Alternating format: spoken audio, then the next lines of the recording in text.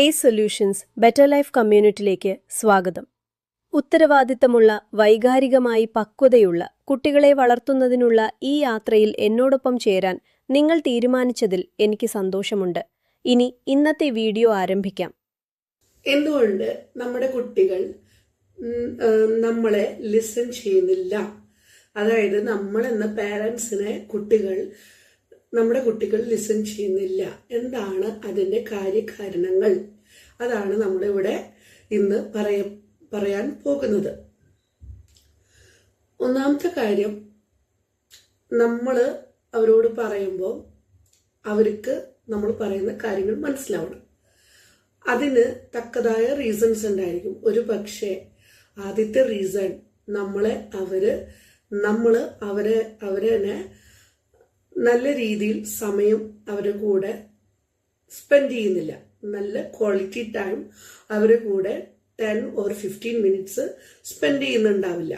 പിന്നെ അവരുടെ അത്യാവശ്യമായ കാര്യങ്ങൾ അവർക്ക് ചിലപ്പം നമ്മൾ അതിനെ കുറിച്ച് വലിയ ഗൗരവമായിട്ട് എടുക്കുന്നുണ്ടാവില്ല.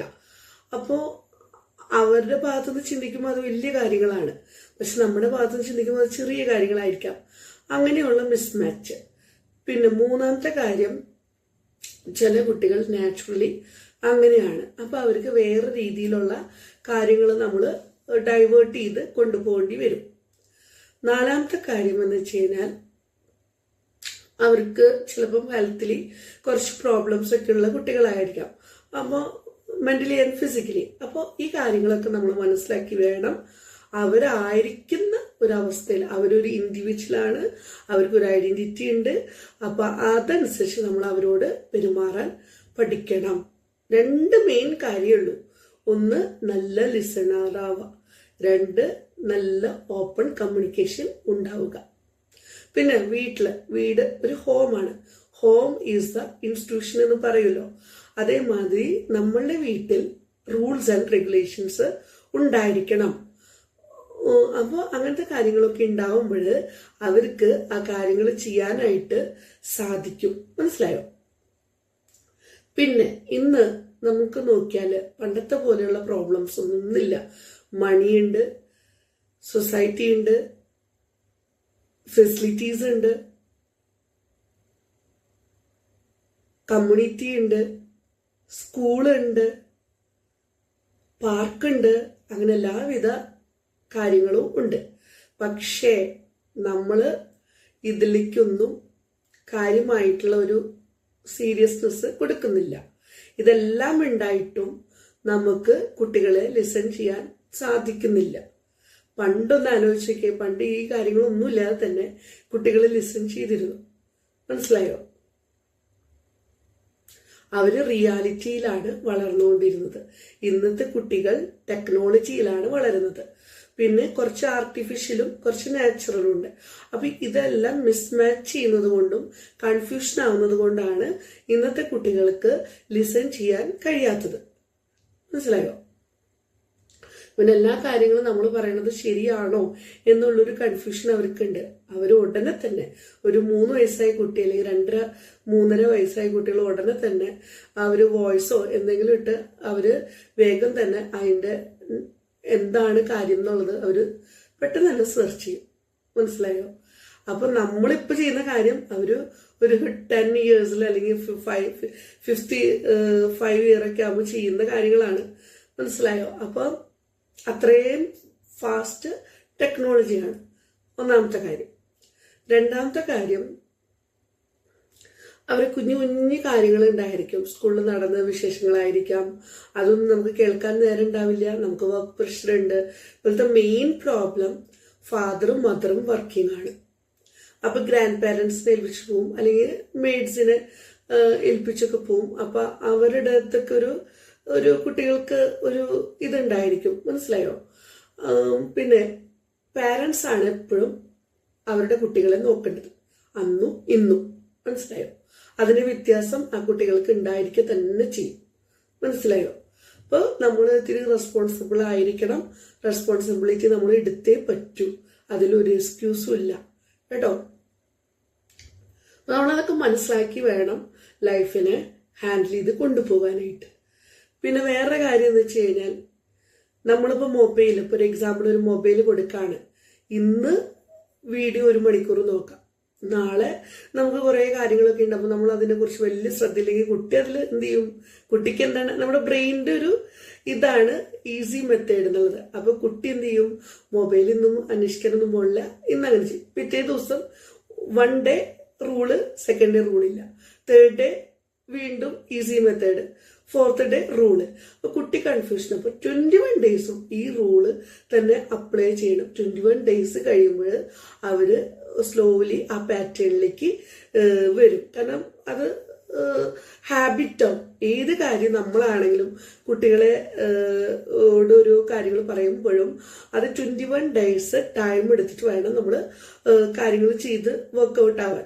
അപ്പോൾ അവര് സ്ലോലി കാര്യങ്ങൾ ഹാൻഡിൽ ചെയ്ത് മുന്നോട്ടേക്ക് കൊണ്ടുപോകും കേട്ടോ. ഈ കാര്യങ്ങൾ നമ്മൾ മനസ്സിലാക്കുക. പിന്നെ വേറെ കാര്യം എന്ത് വെച്ച് കഴിഞ്ഞാൽ അവരോട് നോർമൽ ആയിട്ടുള്ളൊരു കമ്മ്യൂണിക്കേഷൻ ആയിരിക്കണം. അതായത് ലയൺ ബാർക്ക് ചെയ്യണ പോലെ അല്ലെങ്കിൽ ഡോഗ് ബാർക്ക് ചെയ്യണ പോലെ ഒരു കമ്മ്യൂണിക്കേഷൻ ഒക്കെ കഴിഞ്ഞ് കുട്ടികൾക്ക് മനസ്സിലാവില്ല. അവരൊപ്പം തീരെ ലിസൺ ചെയ്യില്ല, മനസ്സിലായോ? അല്ലെങ്കിൽ അവർ പേടിച്ചിട്ട് 2-3 മിനിറ്റ് കേൾക്കും, പിന്നെ അത് മറക്കും. കാരണം അവർക്കൊരു പേടിയാണ് ഈ ഗർജിക്കുന്ന ഒരു സൗണ്ട് ഒക്കെ കേൾക്കുമ്പോഴേ, അല്ലെങ്കിൽ അലറുന്ന സൗണ്ട് ഒക്കെ കേൾക്കുമ്പോൾ അവർക്ക് എന്തെങ്കിലും പറഞ്ഞിട്ട് പോകട്ടെ, പിന്നെ അനുസരിക്കണ്ടേ എന്നുള്ളത് ഞാൻ തീരുമാനിക്കാം, അങ്ങനെയുള്ള ഒരു കാഴ്ചപ്പാടിലേക്ക് വരും. പിന്നെ ഒന്നിനും ഒരു ശ്രദ്ധയുണ്ടാവില്ല. പിന്നെ ചിലവര് ഒന്നിനും ഒരു അപ്രീഷിയേഷൻ കൊടുക്കില്ല. അപ്പൊ അവർ ചെയ്യുന്ന ചെറിയ കാര്യങ്ങളാണെങ്കിലും ഇപ്പൊ ബുക്കൊക്കെ അറേഞ്ച് ചെയ്ത് ബാഗിലാക്കി അതിന് നമ്മൾ അപ്രീഷിയേറ്റ് കൊടുക്കണം, വലുതായാലും കൊടുക്കണം എന്ന് ഞാൻ പറയാം കേട്ടോ. അപ്പൊ അവര് അതിലൊരു സന്തോഷം കണ്ടെത്തിയും പിന്നെ എല്ലാ ദിവസവും അത് ചെയ്യാനുള്ള ഒരു ഇത് അവർക്ക് ഉണ്ടായിരിക്കും കേട്ടോ. പിന്നെ രണ്ടാമത്തെ കാര്യം എന്ന് വെച്ച് കഴിഞ്ഞാൽ അവര് കാര്യങ്ങളെ അവരെ ദീർഘവീക്ഷണത്തോടുകൂടി കാര്യങ്ങൾ പഠിപ്പിക്കണം, മനസ്സിലായോ?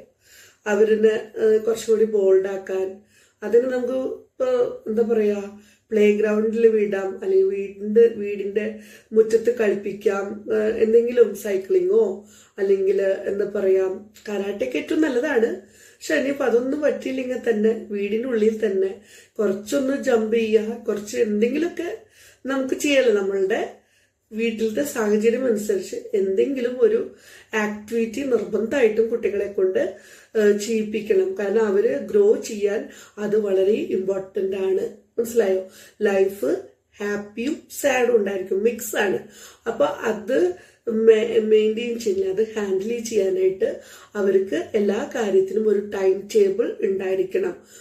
ഈ ടൈം മോർണിംഗ് 6 to വൈകുന്നേരം ഒരു 10 o'clock വരെ അവർക്കുള്ള കാര്യങ്ങൾ നമ്മൾ ടൈം എഴുതി കൊടുത്ത് അതനുസരിച്ച് നമ്മൾ പോകണം, മനസ്സിലായി? പിന്നെ നമ്മളത് മോണിറ്റർ ചെയ്യണം.